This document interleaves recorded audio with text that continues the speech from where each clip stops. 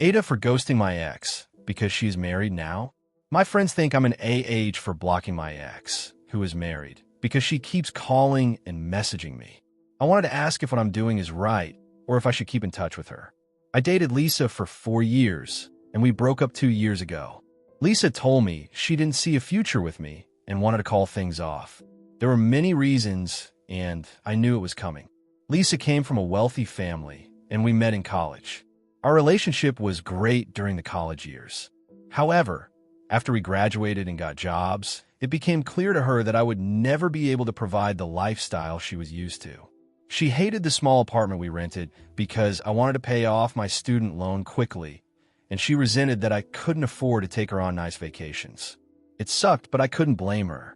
I loved Lisa deeply, but I also knew she deserved the life she wanted. After we broke up, we still had lingering feelings and stayed friends for a few months. We had mutual friends and would meet regularly. I never hated Lisa. In fact, I cherished the memories of the 4 years we were together. But I was also acutely aware that we came from different worlds and that she shouldn't have to settle because of me. Still, it was hard to let go completely, and sometimes I wondered if I'd ever truly get over her. We drifted apart after Lisa started dating a family friend. I met him a few times at parties. He knew Lisa and I had dated, and though he was polite, I started avoiding her and focused on work. Eventually, I moved to another city and lost touch with Lisa. I heard from mutual friends that she got married 6 months ago. I wasn't invited to the wedding, but I was happy for her. I also dated someone briefly last year, but right now, my career is my main focus. That's what I need to believe. 3 weeks ago, out of the blue, I got a call from an unknown number. It was Lisa. She started with small talk, and we caught up on each other's lives. She told me about the new house she and her husband had just bought and how busy she'd been. I told her about my work and my new life. It was nice, like catching up with an old friend. She gave me her new number, and the call lasted about 20 minutes. Although I found it odd, I figured she might have thought about me and decided to reach out. The next day, she messaged me and sent a few photos of her new house. I complimented her on them. 2 days later, she called me again, saying she was driving and thought about chatting. We talked about my new city, my new friends, and even gossiped about our old mutual friends. Then, she started sending me photos from a recent party where they all met up. Over the next 2 weeks, Lisa began calling me almost every day. I ignored most of her calls, but she always said she had free time and wanted to talk. She started sending me TikToks, memes, and messages, initiating conversations all the time. At first, I brushed it off, thinking she was just being friendly, but it felt wrong. Lisa is married, and I shouldn't be talking to her so frequently. The more she reached out, the more unsettled I became. Was she unhappy in her marriage? Was she just lonely? Or was I reading too much into it? Last Friday, I finally messaged her, saying that it felt inappropriate for us to talk so often, given that she's married now. She replied almost immediately, saying there's nothing wrong with us being good friends, like before. I didn't want to continue, so I told her we needed to stop talking for a while, because I needed to focus on work. After that, I blocked her number. She called her mutual friend Jess, crying about how I was rude, and blocked her. Jess told her other friends, and some of them called me, saying I was being unreasonable to treat Lisa that way, and cut her off. I don't understand how no one sees that it's wrong for Lisa to call her ex when she's happily married after more than a year of no contact. It doesn't make sense, but maybe I'm the one who's missing something. Am I being unreasonable with Lisa, or was it right for me to block her for both our sakes? And if I'm right, why do I still feel so conflicted? Update number 1. 1.5 months later, I had posted a month and a half ago regarding going no contact with my ex-girlfriend Lisa after she tried to rekindle our friendship. Lisa married her husband, Jason, 6 months ago, and I wanted to respect their marriage and blocked her after I felt we were crossing a line. My friend was very critical of me because I was ignoring her, and most of you agree that I did the right thing. Things have been really crazy since then, and many of you asked for an update. I wanted to respect Lisa's privacy, but as things settle down, I am again not sure if I am doing the right thing and need advice on my situation. Sorry for the long post, but too many things have happened, and I wanted to get this off my chest. After I blocked Lisa, She called my friend Jess and wanted to talk to me one last time. I initially declined, but finally caved in and told her that it would be the last time we would talk. Lisa called me on Saturday morning and told me that she wanted to talk to me because she needed help and does not know if she can trust anyone. She sounded awful, and I had to calm her down before she told me what was going on. Lisa told me that after we broke up, she met her husband Jason within few months. Jason asked her out for a date in front of her mom, and her mom insisted that she at least give Jason a chance. Jason was a charmer, and they quickly became official. Jason was everything I was not. He came from a wealthy family and had everything figured out. He took her on all the vacations I could never afford, and Lisa loved this life where she does not have to worry about things like loans, money when she was with me. They had a grand wedding, but Lisa told me that things quickly started going south. One night, she was hanging out with Jason's friends, and one of his college friends started flirting with her and touched her inappropriately. Lisa was shocked and told Jason immediately. Jason was drunk and told Lisa to lozen up and enjoy the party, and did not confront the friend. As months went by, Lisa found proof that Jason and his friends were doing drugs, and Jason had slept with most of his friends' wives, and it was a common thing in their friend group. She suspects it happened during the time they were dating, and also a few times after they were married. She confronted Jason, but he just got mad at her and told her that she's being too uptight. Things got messy, and Lisa told me that there were some instances of physical abuse, though she did not go into too many details. Lisa wanted to leave Jason and told her mom about it. However, her mom told her that it is too early in their marriage, and instead, Lisa should work harder to make Jason happy, so that he does not need to look at other women. Lisa never told any of her mutual friends about this because they all loved Jason, mostly because he paid for all the parties, restaurants, etc., and Lisa just felt very lonely and helpless. That is when she got a burner phone and started messaging me on it. She apologized to me for getting me involved in her mess, but asked me if I can buy her a ticket to my city so that she can get far away from Jason and everyone and figure out what to do next. She could not buy the tickets because Jason had access to all her cards and accounts, and she could not trust any of her friends back home because Jason might know about it. I was really angry with the whole situation and agreed to help her. I got the tickets immediately and did not email her any details. I only told her the confirmation numbers when packed and reached the airport. She flew to my city and is staying in my guest room. As expected, hell broke loose as soon as she called her parents to tell them that she has left Jason and is with me. She told them and our friends why she did what she did. However, everyone just thought that we had an affair, and she left Jason for me. Jason was really angry and demanded her to come home, or they are done. His parents called her to plead her to come back and talk about things calmly. Her dad refused to talk to her, while her mom flew to my city and we all met and she told her what happened. Her mom was more worried about their reputation than what Lisa went through in the last few months. It was just sickening. Lisa is looking for lawyers to file for a divorce and has refused to talk to Jason since she came here. Jason has not made an attempt to visit her and initially sent he a lot of threatening messages. I feel he was advised not to send any more incriminating messages to her, and the messages from him suddenly stopped and there is radio silence. Lisa is currently living with me for the last month.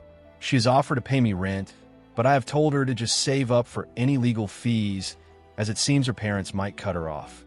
Many of our mutual friends still refuse to believe what Jason did, and some feel we were having an affair. Many of them have completely stopped talking to Lisa and me, and even removed us from their socials. Lisa looks like an empty shell of herself. She was the most kind, fun person when we were together.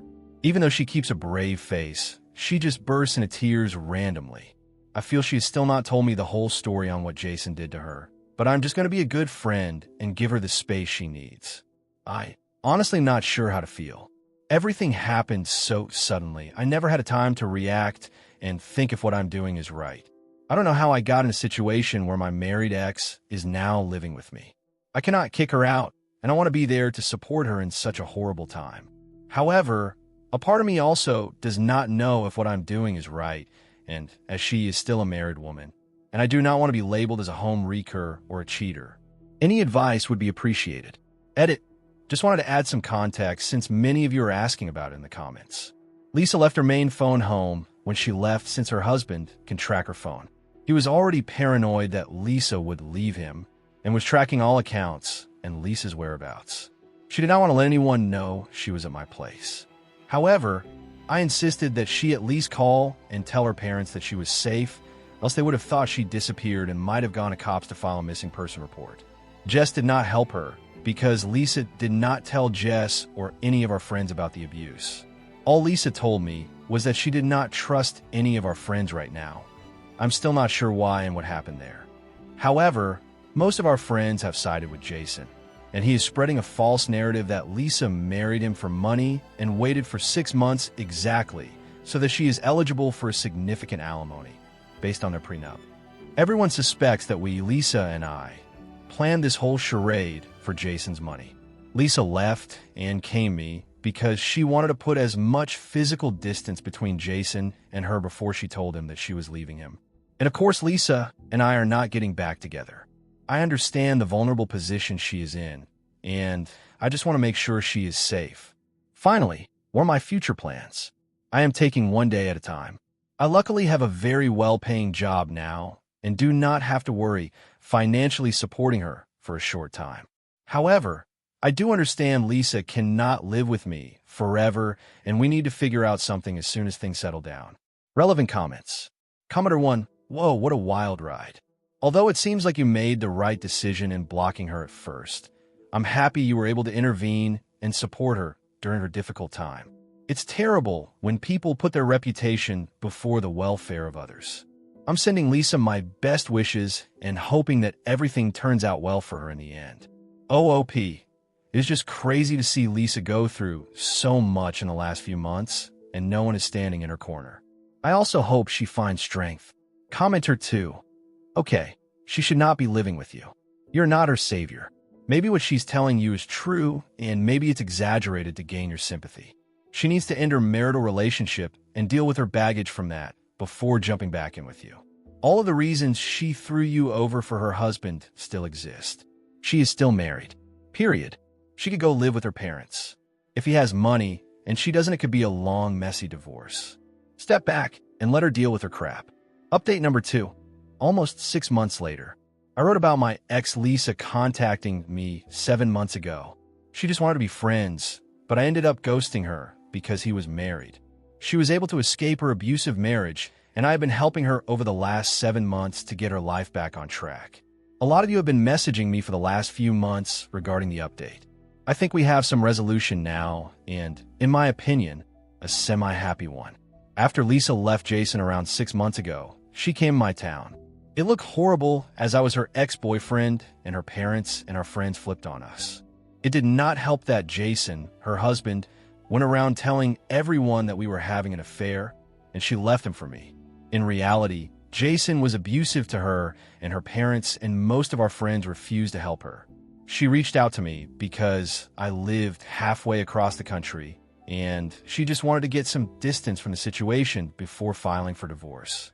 I took everyone's advice, and we got her an apartment near me immediately after I wrote the previous update. Her mom refused to acknowledge the situation and called her a lot of names, but her dad secretly helped her financially for a while, and she was able to get on her feet. Jason kept on harassing her and leaving nasty messages, and suddenly trying to love bomb her, and sending her flowers, etc. Lisa filed for divorce around 4 months ago. Initially, Jason tried to fight it and make her life hell. However, Lisa gave all the evidence she had against Jason, text messages, proof of him cheating, etc., to her lawyers, and they negotiated with Jason's lawyers for an uncontested divorce. I think all the paperwork is in now, and we're just waiting for the courts to finalize the divorce now. This is where it got really complex.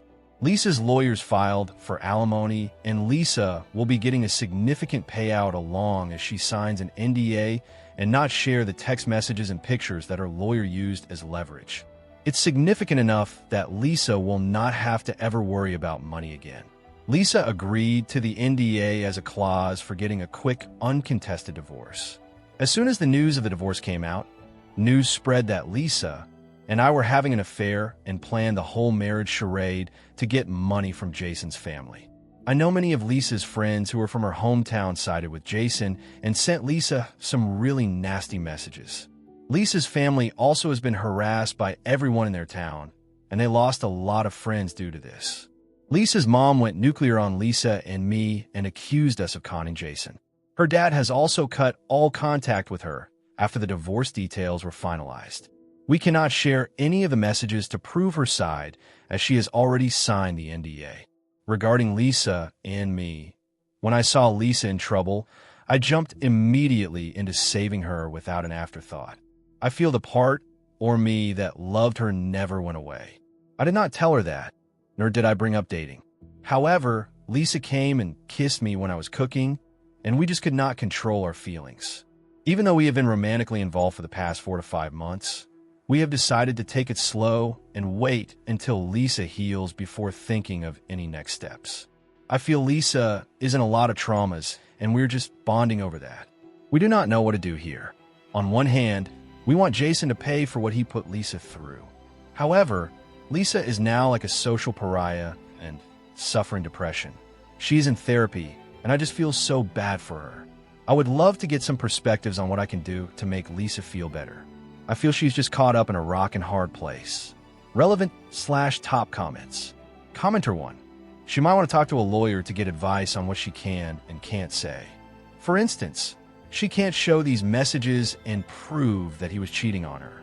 But can she say he was cheating on her? Can she say he was abusive? Can she reference that she has proof if she doesn't show it? Surely she can say he's a liar. She should defend her reputation as much as she legally can given the deal she made, but only to people who seem open to hearing it. I don't know, for instance, if her parents are open to hearing it, which is just awful. OOP. According to the lawyer, it's advisable to not say anything at this point, as it may derail the proceedings. We had told this to her mom and her best friends in the past, before filing, and they all sided with Jason anyways.